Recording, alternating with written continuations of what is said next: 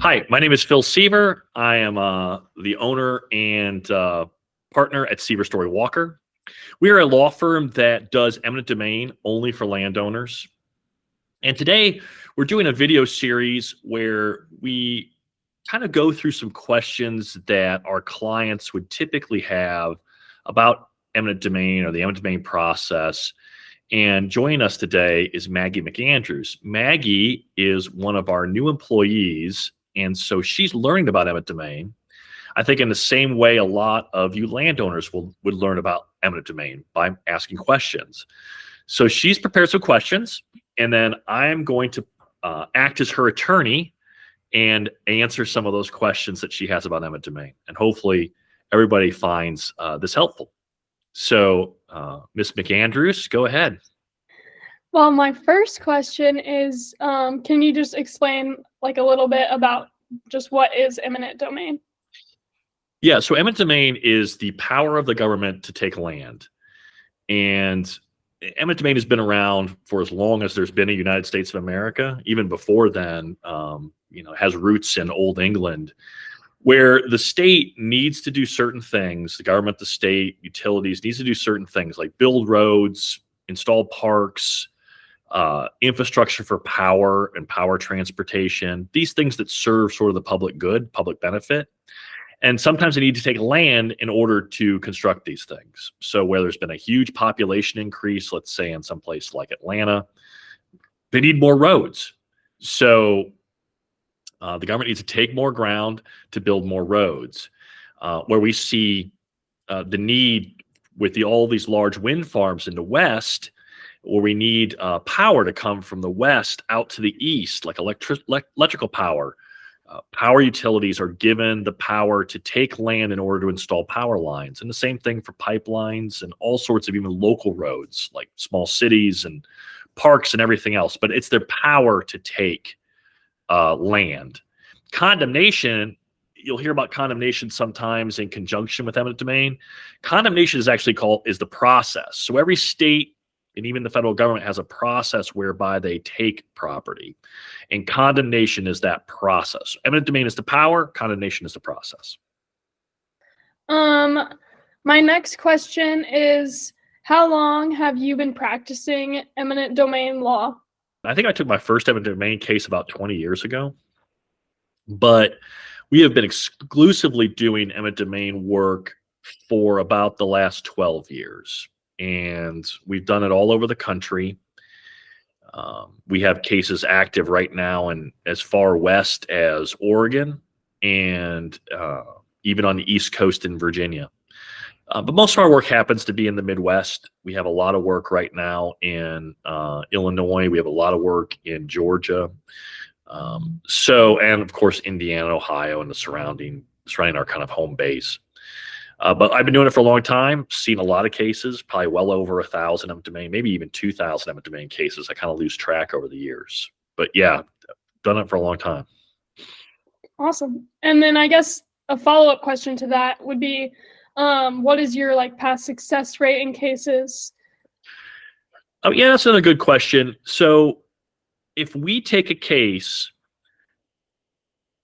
we have not had a client that has not gotten more money at the conclusion of their case, has not gotten more money than they had before.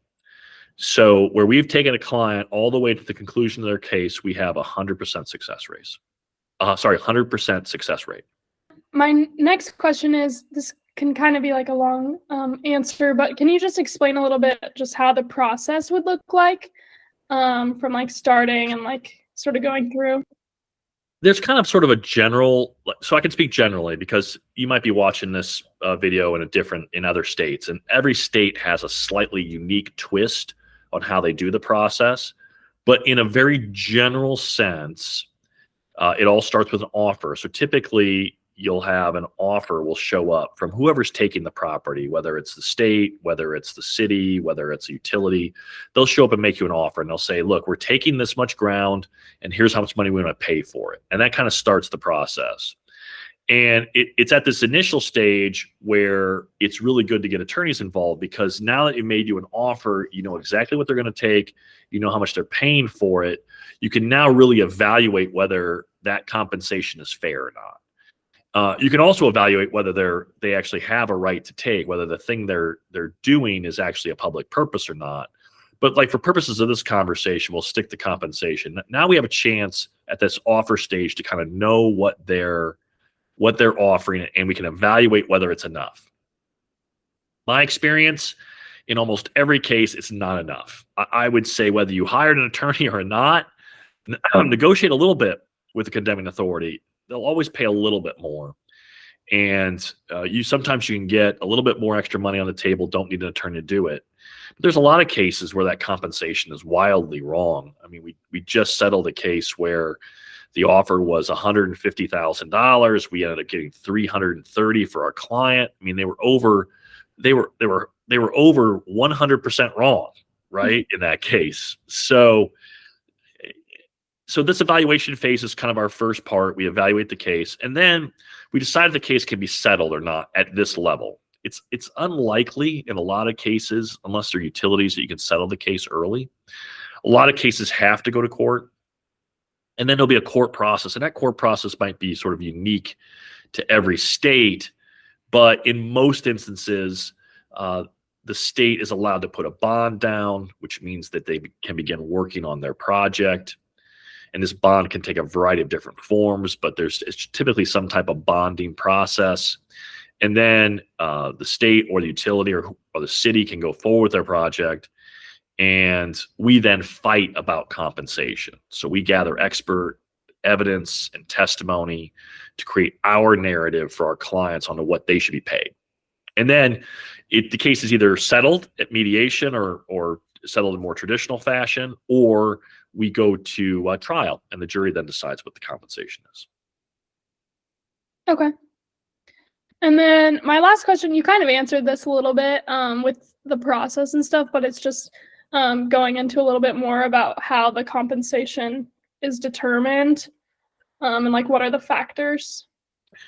Sure. So I'm talking very big, sort of broad strokes, but there are sort of like three primary things to think about for compensation. One, land value. And let's separate land value into two different sort of categories. We think about land values, we have to think about what was the highest and best use of the property, right?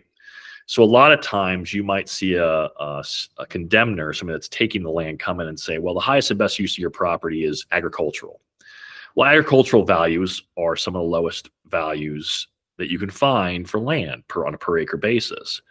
And that land may actually be commercial, just not built commercial yet, but it could be used for commercial purpose.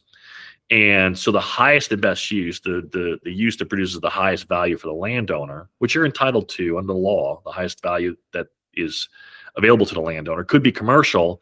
And in that case, the land value will be significantly different.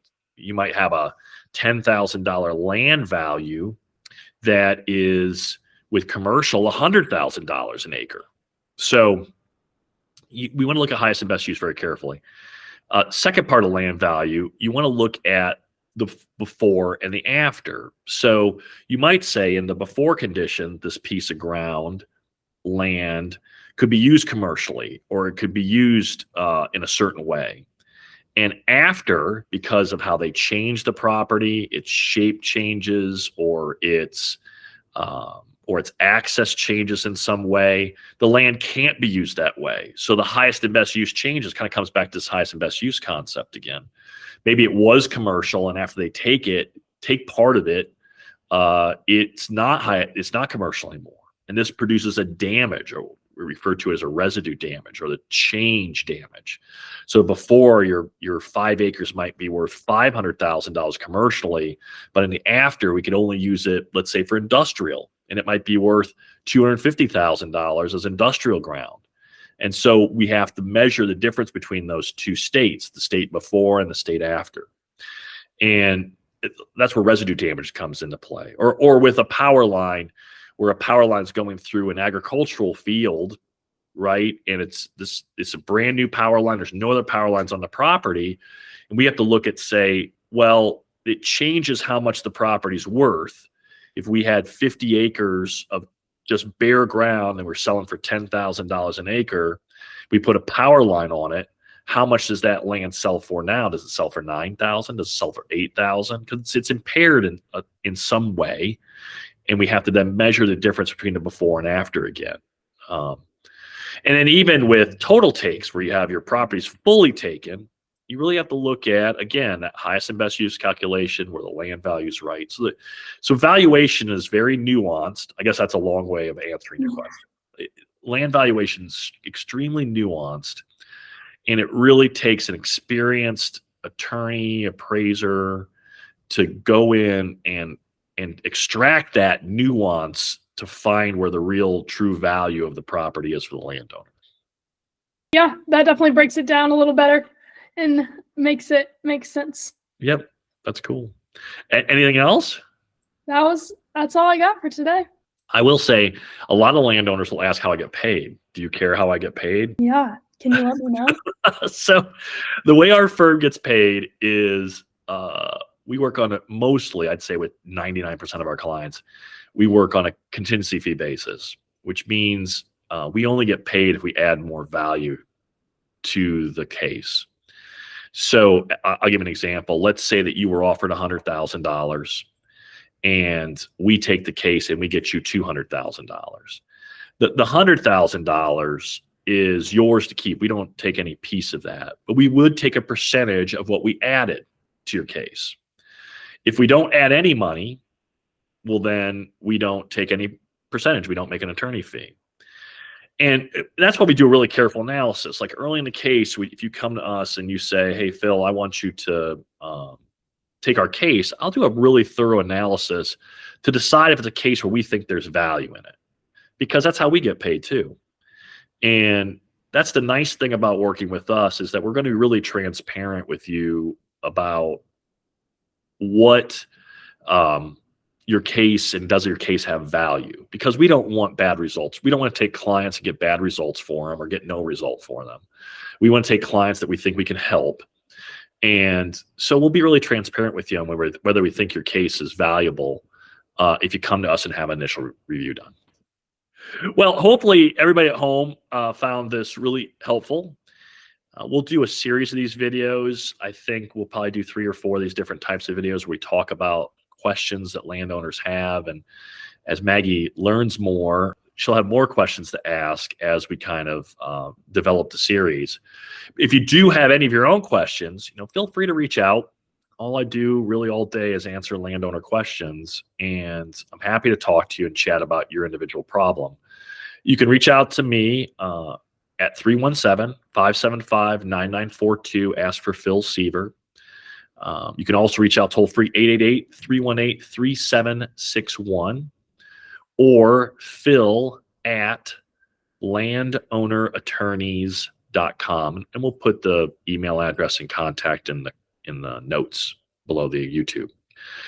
So thanks again, and hopefully you learned a little bit, and we'll be back talking about more eminent domain in the near future. Take care.